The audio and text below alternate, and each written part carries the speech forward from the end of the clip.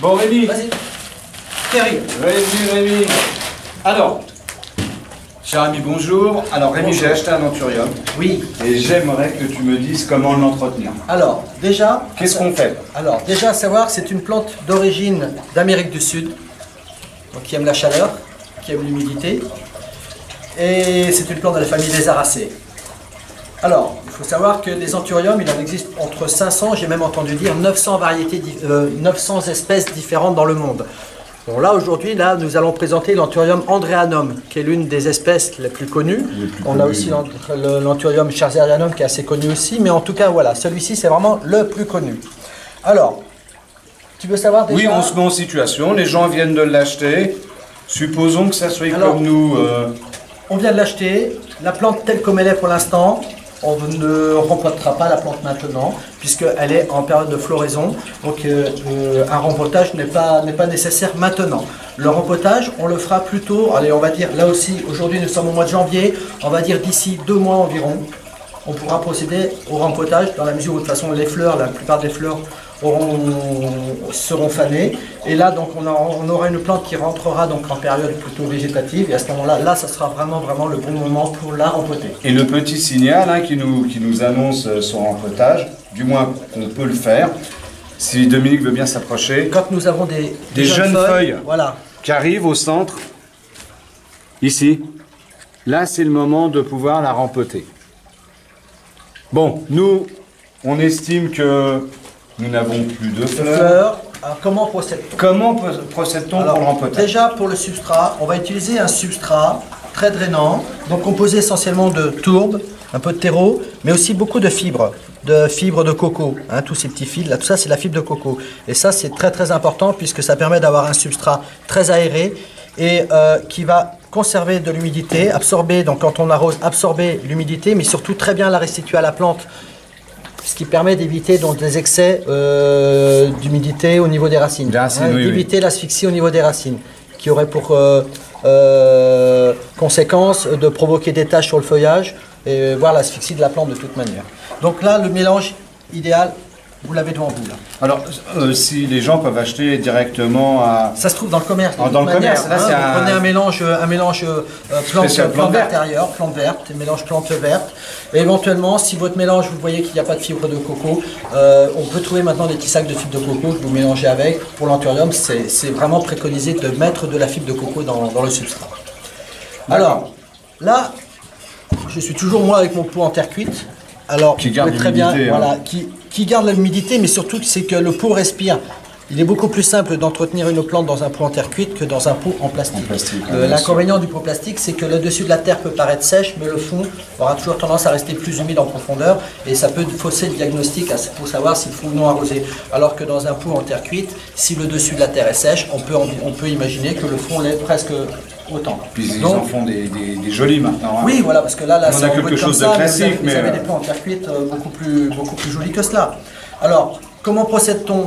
Toujours mettre soit des morceaux de peau cassés ou de la bille d'argile dans le fond, toujours bien faire un drainage dans le fond comme cela. Là, une petite couche de terre. Voilà. Bon, là donc, hein, j'insiste bien, je la rempote aujourd'hui pour vous montrer comment le faire, mais c'était bien évidemment pas le jour de le faire. Hein. Alors pour l'arrosage, on va la bassiner là. Alors, oui, là.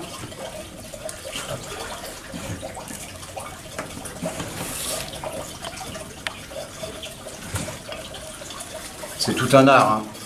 Voilà, donc on avec vivacité. Bien, voilà, on enfonce bien sur chaque côté pour bien qu'il y ait une bonne adhérence entre la terre que l'on met et la motte.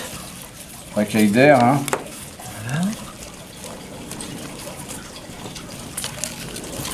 Donc c'était un terreau déjà qui avait de l'engrais, Rémi. Hein. Là oui, là nous avions déjà donc tout simplement de la bille d'argile, non de l'engrais en granulé à libération lente, hein, dans le genre osmocote, enfin oui. Voilà, de l'engrais que vous trouvez aussi dans toutes les jardineries, un engrais en granulé. Hein. Voilà, et après pour l'arrosage, alors vous pouvez arroser sur le dessus, mais là vous venez de la rempoter, idéalement c'est de l'immerger dans un seau d'eau, et là vous voyez ça fait des bulles. Voilà. Et quand il n'y a plus de bulles, oui, on n'est pas obligé d'attendre qu'il n'y ait plus de bulles du tout. Là, de toute façon, on le sent. Déjà, rien que moi, à la peser, là, on sent qu'il y a de l'eau. Hein. Donc là, on laisse un petit peu s'écouler. Et après, ce qui va être important, c'est une soucoupe ou un cache-pot. ou un cache-pot. Mais toujours de l'eau dehors. Pas de l'eau, de la bille d'argile dans le fond. Pourquoi? Tout simplement pour éviter que le pot trempe dans l'eau. Ce qui est important, c'est que ce soit celle-ci ou d'autres plantes d'ailleurs, c'est qu'une plante ne doit jamais avoir les racines qui trempent en permanence dans l'eau. Sans quoi, vos racines vont tout simplement s'asphyxier et là, la plante est quasiment sûre de mourir. C'est comme si nous, on se met la tête dans l'eau, au bout de quelques secondes, si on ne la sort pas, on meurt asphyxié. C'est pareil pour les racines d'une plante. Hein. Alors, voilà, là ça y est. Alors, les billes d'argile. Et après, par contre, ce qui est indispensable pour cette plante, comme je vous le disais au début de la vidéo, c'est une plante de région d'Amérique du Sud, hein, Colombie et autres, tropicale. Donc il y a toujours une humidité atmosphérique. Donc pour cela, je vous préconise quand même de mettre de l'eau dans la soucoupe. Mais bon, là, on va même mettre encore un peu plus de billes d'argile pour vraiment avoir suffisamment d'épaisseur, de manière à pouvoir mettre de l'eau dans la soucoupe, sans pour cela que les racines n'aient contact à l'eau directement. Et l'eau, ce qu'il va faire, va remonter. Voilà. Ça va humidifier l'air. Créer une humidité atmosphérique. D'accord, parce que là on le voit, là on a les pointes des feuilles qui commencent à se dessécher, c'est parce qu'on a un climat qui est sec. C'est sec, voilà. Le fait justement, là, on voit, là, le fait d'avoir justement cette sécheresse dans l'air va inévitablement provoquer donc ces petites brûlures aux extrémités des feuilles comme cela. Alors, de l'eau dans la soucoupe sans que la plante ne trempe dedans. Et aussi une chose importante, c'est vaporiser régulièrement le feuillage de la plante avec de l'eau de pluie ou éventuellement de l'eau de source, mais en tout cas jamais de l'eau de robinet. Surtout si vous avez une eau calcaire. Si vous voulez avoir un beau feuillage brillant, n'utilisez surtout pas d'eau calcaire, pas d'eau du robinet. Pour ce qui est de l'engrais, alors l'engrais est juste avant l'exposition, Amine. Ah oui, très bien. Alors exposition. Il faut une pièce lumineuse, mais elle peut être aussi un petit peu à l'ombre. En tout cas, une plante à ne jamais exposer en plein soleil, jamais derrière une fenêtre comme ça en soleil direct. Plutôt donc, soit une pièce lumineuse, mais pas de soleil direct, ou éventuellement même à mi-ombre. Il faut imaginer que cette plante-là, dans son pays d'origine, c'est une plante qui pousse plus ou moins donc à l'ombre des arbres, pas dans les branches, en tout cas quand même au pied, mais en tout cas, c'est pas une plante de plein soleil dans son pays d'origine. Il faut toujours imaginer une plante, il faut toujours la remettre dans son contexte naturel. Imaginez où elle pousse, dans quelles conditions elle pousse, pour reproduire le mieux possible donc ces conditions chez vous. Donc tu me disais aussi, il faut les sortir.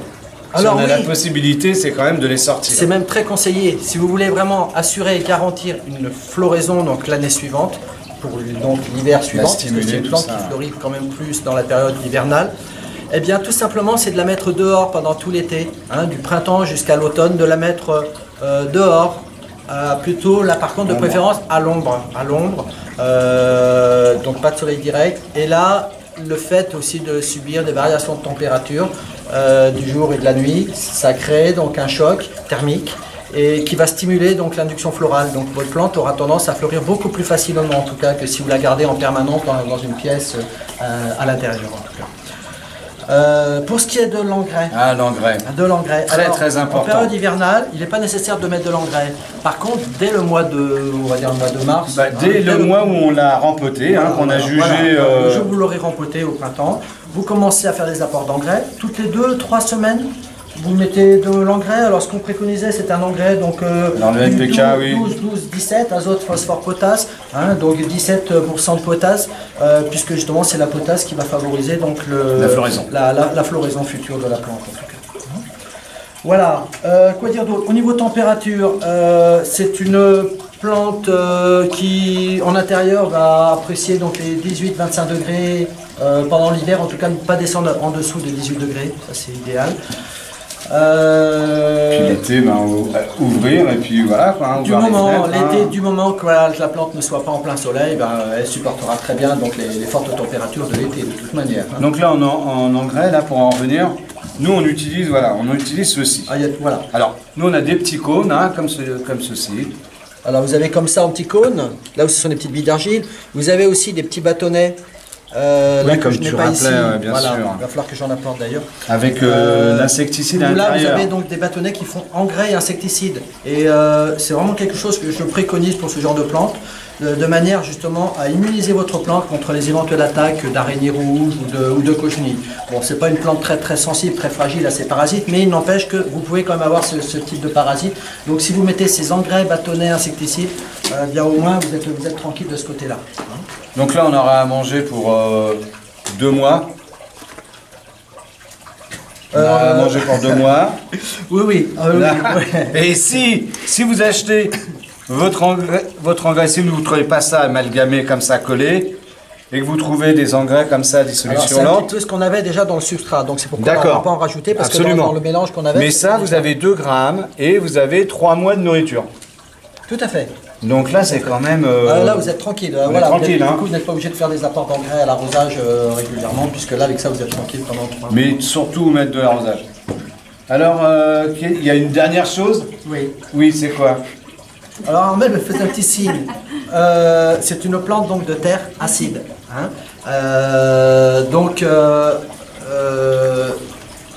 Là, Bah là, il faudrait peut-être mélanger avec un peu de terre de bruyère pour donner le côté acide, puisqu'on a dit que c'était une plante qui vivait au pied des arbres. Ouais. Donc, il faut recréer un peu le contexte de la forêt.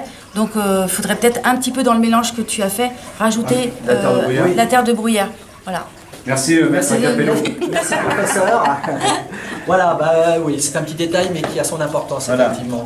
Bah, c'est pas un petit détail. Non, attends.